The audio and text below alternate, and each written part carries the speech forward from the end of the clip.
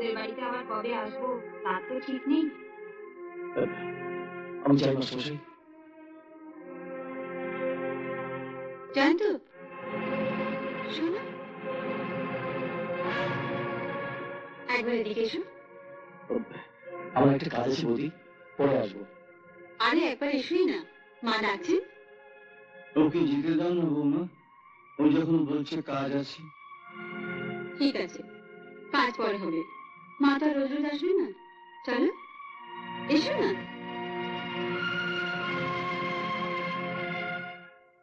এসো এসো, আমার মা, বোন আর দিদি।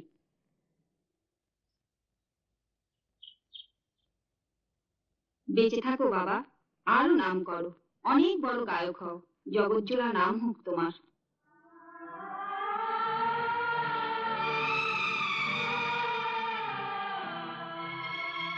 আমি যাই বৌদি। যাবে কি? মা তোমার একটা গান শুনবে, সেই গানটা গাও। ওই যে এ আমার গুরু দক্ষিণা। কিন্তু বৌদি, এটা কোন গান রে? আমাদের গ্রামে একটা প্রতিযোগিতা হয়েছিল, যে যে গাইবে তাকে 20টা করে টাকা দিতে হবে। জয়ন্ত তখন চাকরি করতো না, বাবুর অসুখের জন্য জমানো টাকা থেকে আমি ওকে 20 টাকা দিয়েছিলাম। আমি জানতামই ও জিতবেই। নিন শুরু করুন, ওই যে কি গুরু দক্ষিণা। আপনারা আমাকে মাফ করবেন, আমি গাইতে পারবো না। এত লোকের সামনে গাইতে পারলেন আর এদের সামনে লজ্জা করছো না? এসো। আমি গাইতে পারবো না বৌদি। থাক বাবা, একটা গান শোনার জন্য এত সাদাসাদি? না হয় ভালোই গায় তাই বলে এত দেওয়া? তুমি গাইবে না? বৌদি আপনি রাগ করবেন না, আপনি আমাকে যা করতে বলবেন আমি তাই করবো, কিন্তু আমাকে গান গাইতে বলবেন না বৌদি। বাবা কত নাকাম দেখলাম, আসলেও আজকাল নিজেকে পাখি ভাবছে। পাছাড়ো। বলুন, আপনি আমার উপর রাগ করেননি? দম্ভ ভালো, কিন্তু অতি দম্ভ ভালো নয়। কলকাতার বড় বড় লোকেরা তোমার প্রশংসা করেছে বলে আজ তুমি আমায় অপমান করছো? না বৌদি না। তুমি ভুলে গেলে এই বাড়িতে দাঁড়িয়ে তোমার গান গাওয়া শুরু। আজ এই বাড়িতে দাঁড়িয়ে তুমি বলছো গান গাইতে পারবে না? খুব নাম হয়েছে না, খুব নাম হয়েছে। আমার সম্মানের কথা নয় নাই ভাবলে, কিন্তু এই ছেলেহারা বুড়ো মানুষটার সম্মানের কথা তো একবার ভাবতে পারতে, যে তোমাকে নিজের ছেলের মতো ভালোবেসে পাশে বসে মন পাশে গান শিখিয়েছে। মানুষ এত অকৃতজ্ঞ হয়? ওকে বাড়িতে ঢুকতে দিলে কেন? ঘাট ধরে বের করে দেবে। তুমি গাইতে বলো না, তুমি গাইতে বলো না। মঞ্চে দাঁড়িয়ে গুরু দক্ষিণা বলে চিৎকার করে গান গেয়ে সবার মন ভিজে ঘরে সোনা শিল নিয়ে এসেছিলে, আর দেবার বেলা গুরুকে এই দক্ষিণা দিচ্ছ? নেমো খারাপ। চুপ করো বৌমা।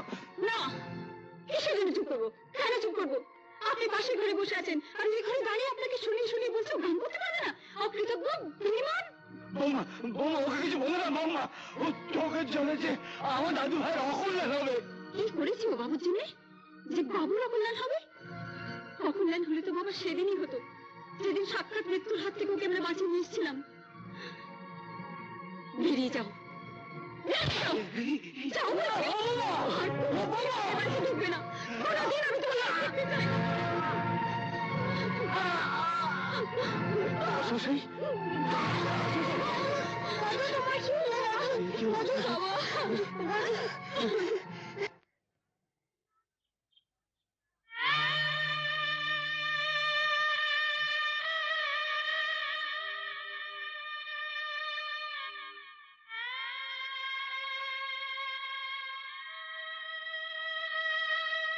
আর দেরি না করে যাওয়া যাক না? ধর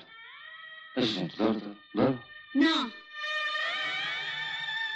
ওই খাট স্পর্শ করবে না।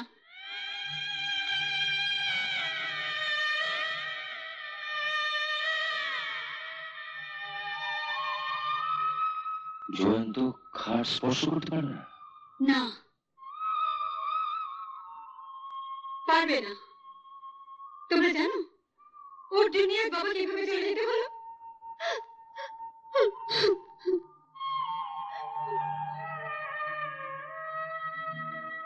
আমার মা দিদি এসেছে, ওরা গান শুনতে চাইলো।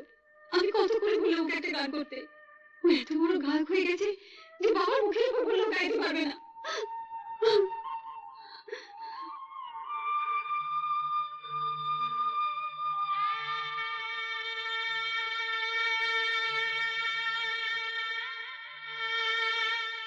না তো জানো বাবা ওকে কত ভালোবাসতেন।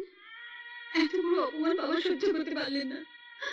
সেই শোকেই আমি ওকে খাট স্পর্শ করতে দেব না। ওর কোনো অধিকার নেই, কোনো অধিকার নেই খাট স্পর্শ করার। বৌদি, খাট স্পর্শ করতে না দাও, কিন্তু শেষ পরের মতন একটা প্রয়োগ করতে দাও, একটা প্রয়োগ। না, ওর পায়ে হাত দেবার যোগ্য তুমি নও।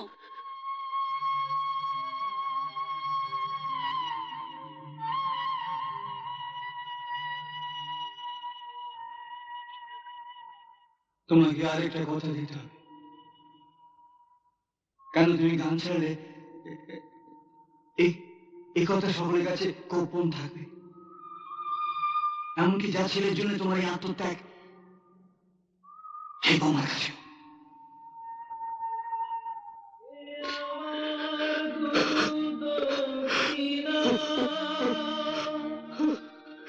গুরুকে জানাই প্রণাম। না জানো কাজটা তুমি ভালো করো না, সব খাট তোলো না।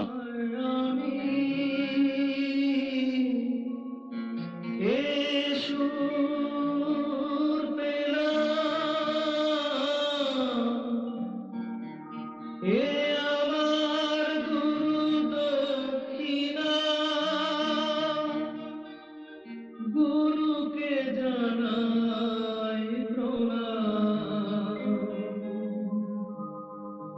যার শুভ কামনায় আমি এ সুর পেলাম। মাস্টারমশাই মারা যাওয়ার পর থেকে দেখছি তুমি সবসময় ঘুম মেরে বসে থাকো।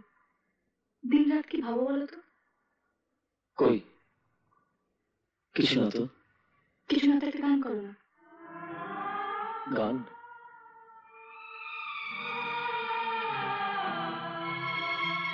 গান গাইতে আমার ইচ্ছে করে না রূপা। আমি জানি মাস্টারমশাইয়ের জন্য তোমার খুব কষ্ট হচ্ছে, কিন্তু মানুষ কি চিরকাল বাঁচে বলো?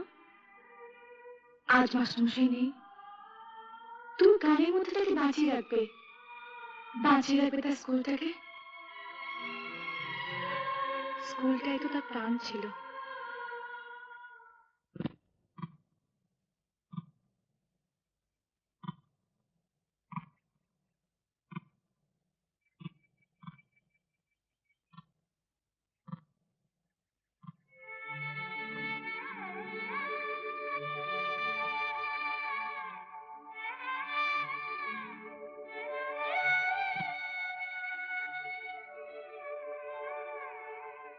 কাকু, কাকু, দাঁড়াও কাকু, দাঁড়াও, দাঁড়াও কাকু, কাকু, কাকু, কাকু, কাকু, কাকু, কাকু, বাবু দাঁড়াও।